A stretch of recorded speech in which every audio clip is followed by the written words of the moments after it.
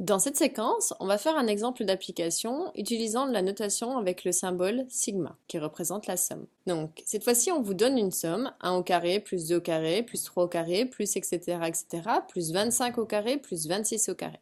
On aimerait que vous écriviez cette somme avec le symbole sigma. Faites une pause sur la vidéo, essayez de chercher tout seul et venez voir si vous avez juste. Donc, lorsqu'on observe cette expression, on voit que c'est bien une somme, ici, avec tous les petits signes plus. On est bien assuré qu'on va pouvoir écrire ça avec le grand symbole sigma. Ensuite, il faut chercher à voir ce qui est commun à tous ces éléments. Donc, ce qui est commun, c'est le carré. Donc, c'est-à-dire, je vais mettre quelque chose au carré. Lorsqu'on observe le quelque chose, on voit que ce sont les nombres ici. 1, 2, 3, etc., 25, 26. Donc, on voit que c'est une liste de nombres d'antinaturels qui sont donnés de manière successive. C'est-à-dire, ça va être la somme pour, on va l'appeler J, cet élément, J au carré, sachant que ce J, cette variable, elle commence à combien? Eh bien, la première valeur que J va prendre, c'est L, c'est-à-dire 1.